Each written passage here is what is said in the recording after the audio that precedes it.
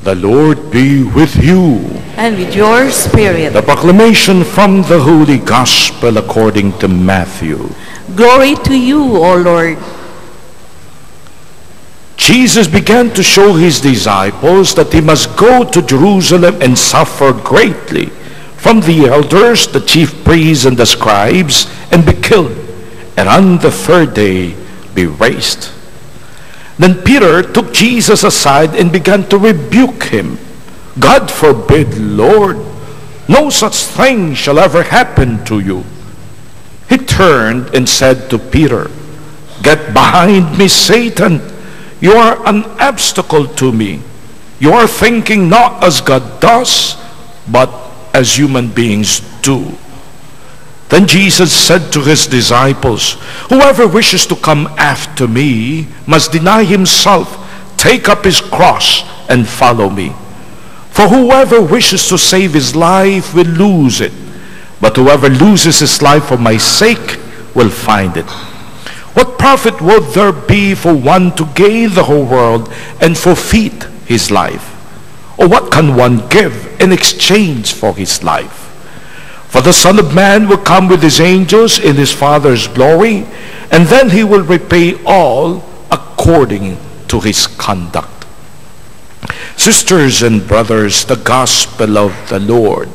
Praise to you, Lord Jesus Christ.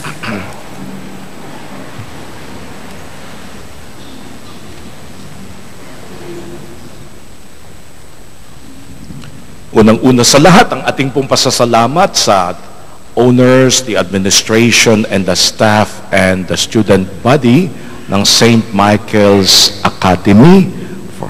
Tama ba yung pangalang sinabi ko? St. Michael's College, na muli po na andito sila para suportahan at maging kaparte ng ating television mass. Palakpakan po natin sila.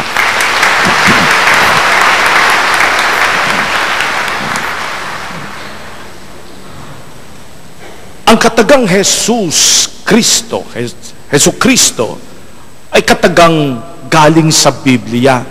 Alam na natin, ang pangalang Jesus, ang ibig sabihin ang Diyos ay nagliligtas. At ang pangalang Kristo, na siyang Griego ng Mesiya, na siyang Aramaic, ang ibig sabihin, the anointed one, the chosen one, the one who will be sent, the promised one. Huwag po nating kalimutan ang mga katagang iyon. However, for the Jews during that time, the word Messiah meant a few other things. 4 things they know about the Messiah. That when He comes, magugulo ang buong mundo. Bakit? Matatakot ang ibang kaharian. Because they know that the one who is coming is not just going to be an ordinary king, but a warrior king. Palaban to. And He will be invincible. He will be undefeated. He will conquer left and right and will make the kingdom of Israel big again, glorious like his father David. Tatlo na yon.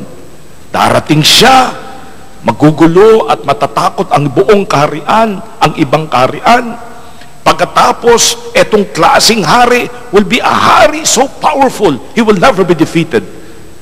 That's the second. He will make Israel a huge nation again, glorious during the time of David. Pang-apat, na itong haring ito will make Israel the center of the world.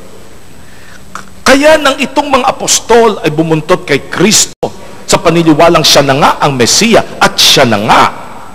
Nang sinabi ni Kristo na siya ay pupunta sa Jerusalem and there he will be put to prison, not just by ordinary people, but by the elders, the authority, the ones who are recognized as knowledgeable about the law. That he will not just die an ordinary death, but that shameful death of crucifixion. Natural na asahan mo ang reaksyon ni Pedro. Anong reaksyon na? Tinabi niya si Jesus. At ang ginamit na kataga ng ating gospel writer na si Mateo, he rebuked the Lord. Kinagalitan niya. Huwag kang gaganyan. Yung mga pinagsasasabi mo, huwag mong sasabihin yun sa amin. Hindi maganda pakinggan yun. We expected you to be powerful, to be undefeated, to be one who will conquer, to make Israel huge again, to make Jerusalem the center of the world. If you die that way, that's shameful. That will mean defeat. Lugi kaming lahat. Talo tayo. That's not the way the Messiah should speak. Mabuti na lang nagsalita si Pedro. Kasi ngayon, matutunan natin mula kay Kristo ang pinakamaganda sa lahat ng klase ng kanyang pagiging Mesiya. Tinignan niya si Pedro at sinabi, Hoy, Satanas! Get behind me, Satan! Satanas, ibig sabihin, baraka, you are an obstacle, pampantisod ka sa kagustuhan ng Diyos. Bakit? Sapagkat ang pag-iisip mo ay pag-iisip ng tao. Hindi ganyan mag-isip ang Diyos. Paano nag-iisip ang tao at ang Diyos? And this particular thing about the cross. Kapatid, para sa atin sa mundong ito, alam niyo ba ang isa sa pinagkikitaan ng mga drug companies is painkiller. Billion of dollars are spent to remove pain. Pain management, walang pain, everything has to be painless. We have become a world that is less tolerating of pain. Ayaw natin. The fact, however, is this, that pain will come. Pain is inevitable. Sapagkat ika'y tao, natural na kaparte sa buhay ng tao at ang pait at dusa. Why? Because we are vulnerable to pain. Man will always try to escape pain, circumvent pain, depart from pain, layasan talikuran ang pain. But there is another way of conquering pain. And what is that? To embrace it and give it meaning. At yan ang ginawa ni Kristong Panginoon.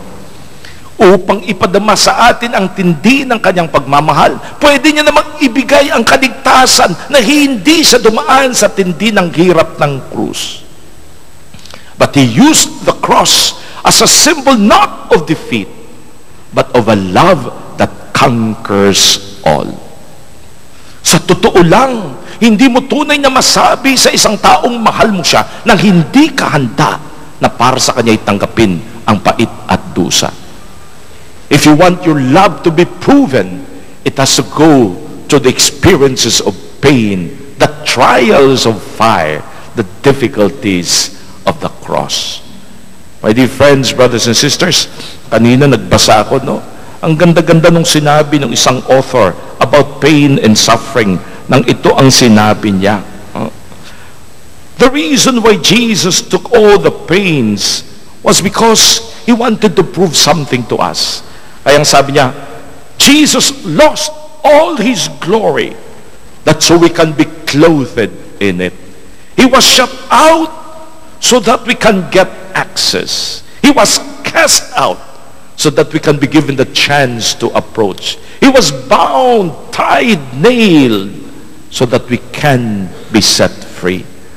And most of all, He took away the only kind of suffering that in the end will destroy all of us human beings when we are taken away from God. He took all of this so that our suffering can only make us great. My dear friends, brothers and sisters, lahat po ng tao sa mundo, lahat ng mga philosophers will tell us now that pain is part of the humans.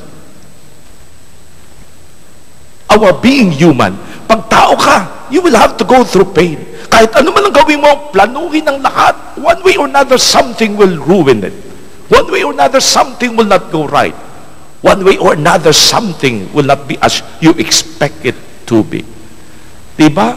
Sinasabi ko palagi, marami sa mga nag-aasawa, katulad niyan, bigla akong tumanggap ng text message. Maghahambog na si Father Mario. Father, tatawagan ko po sana kayo kasi ako po yung organizer ng isa pong kasal. Father, yung couple po, iniimbita po kayo this December 30 doon po sa Immaculate Conception. Marami po kayo, Father. Nandyan ang Cardinal, nandyan si si Bishop Unchoco, naandyan si Bishop Bacani, naandyan po yung mga kaobispuhan. Pero Father, sabi po nung dalawa, isa po kayo sa mga iimbita nila kasi napapanood po kayo sa television at nakaka-inspired po. Father, pwede po bang kayo ay makasama dito po sa mga magkakasal? Tinignan ko yung pangalan, parang gusto ko nang tanggihan, pero sabi ko, sige na nga, pagbigyan na natin. Si Ding Dong lang naman at si Marian ito. So, yun mga kapatid, ang tanong ng mga kasamaan ko, ayan na, naku, Mother Mario, ang dami mong dapat ipagdadasal, showbiz yan. Yun ang na-realize ko totoo. You know, we plan, mataki mo, ilang kaparian at obispo yan. Ilang mga napakaraming si Cardinal mismo ang naandun, ang mag-preside, mag-o-officiate. Naisip ko lang, how many times we plan things to be beautiful and great. Yung mga dating pinakinggan mo sila, puro sweet nothings ang sinasabi sa isa't isa. Ngayon, nothing sweet na. May mga dating once upon a time, and they love, and the story will have a good ending.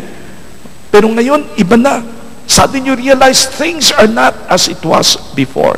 What do you do in face of so much pain and suffering? Ang sabi, when suffering is without Christ, it is suffering that is meaningless. When Christ is without suffering, that is an illusion. But when Christ is in the suffering, that is salvation. My dear friends, brothers and sisters, we look up to Jesus and see na lahat ng dusa at pait ay tinanggap niya upang ipadama sa atin ang kanyang pagmamahal. He invites us to do the same. Alam mo, ang reaction to pain is exactly like the prophet Jeremiah. Mantakin mo, sinulat niya, Lord, naisahan mo ako at ako namang tangengot nagpakaisa. Mantakin mo yun. You duped me and I made myself to be duped. Why? Because akala ko, ang magsilbi sa'yo, okay. Ang magsilbi sa'yo, masaya. Ang magsilbi sa'yo, walang problema. Only to realize that when I serve you, pinagtatawanan ako ng lahat. And at a certain point, I'd like to give up. I'd like to say enough. But then something in me tells me, I must go on. For there is something that cannot be prevented to speak about your love. My dear friends, brothers and sisters, anong kaibahan ng mga tao sa mundo at ang mga Kristiyano? Ito daw ang kaibahan. Sabi ng isang nabasa ko, while other worldviews lead us to sit in the midst of joys, foreseeing the coming sorrows. Yung mga ang nasa mundo, andito maayos ang lahat, pero alam nila, ay nako, darating din ang paghihirap. Ang kaibahan daw ng mga Kristiyano ito, that they know the pains are coming, that they sit in the midst of the world's sorrows, but they are looking forward to the coming unending joy. Pain is not the end of our story. There is the joy that awaits us, and it is joy that is meant to be forever. Kaya pag binasa mo ang mga storya ng mga santo, sabi nga nila, marami ang nagsuicide because they could not bear the pain. And it is sad. Because the pain's glory is when we are able to surmount it. When we are able to overcome and see that there is meaning to the pain. That it can be a way to glory. Kaya nga sabi ng isang santo, the greater the pain, the greater the reward that awaits us in the next. Kung si Saint Ignatius pa, magugulat kayo. Ang sabi niya, if the Lord gives you a harvest, a huge harvest of pain, pag si Lord pinapadalang ka na sa pakaraming mga pait at dusa sa buhay, ibig sabihin noon, talagang gusto ka niyang maging banal. Kaya if you want to become a saint, humingi ka pa ng mas maraming pait at dusa. Takin mo yun. And yet they will do that. Kaninang umaga, I went through the lot of quotations of the saints about pain and suffering. Ang dami-dami nilang nagsasabi, Lord, na huwag mo na akong mamatay. Dumadaan ako ngayon sa hirap, pero wag mo na ako mamatay. Kasi gusto ko munang dumaan pa ako sa mas mahabang paghihirap. So that one day my reward in heaven will indeed be great. This is the beauty of Christianity. That the heart of Christianity is the cross. Where God triumphed over pain and suffering by making it a pain that is filled with love. And in the end, our pain will lead us to the glory that awaits us in the next. My dear friends, brothers and sisters, there is a purpose to suffering.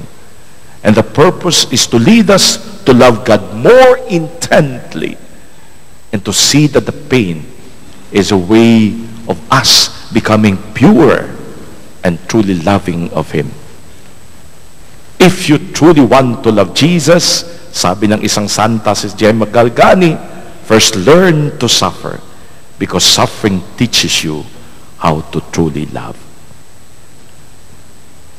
Final ending, gusto ko lamang pong sabihin ng sinabi ng isang isanto, si San Sebastian Balfre. When it is all over, you will regret not having suffered. Takin mo yun. Kaya pag dumaan ka sa mundong ito na wala kang kahirap-hirap, ibig sabihin, di ka masyadong mahal ni Lord. Ibig sabihin, di ka pinagbibigyan ng pagkakataon to be greater than what you are. If, sabi na, when it is all over, you will regret not having suffered. Ulitin ko. When it is all over, you will regret not having suffered. Rather, you will regret having suffered so little and suffered that little so badly. Binigyan ka na nga ng pagkakataong maging dakila. Hindi mo pa tinanggap, hindi mo pa inayos, hindi mo pa inakap katulad ni Kristo na itong siyang pagkakataon mo upang sa harapan ng Diyos ay maging isang tunay na mapagmahal at handang maghirap para sa Kanya. Today, brothers and sisters, Helen Keller ends with this note. Character cannot be developed in ease and quiet. Only to the experience of pain and suffering and trial can the soul be strengthened, can ambition be inspired, can success truly be achieved. Brothers and sisters, there is no Jesus without the cross. There is no glory without the cross. There is no reward without its pain. Amen.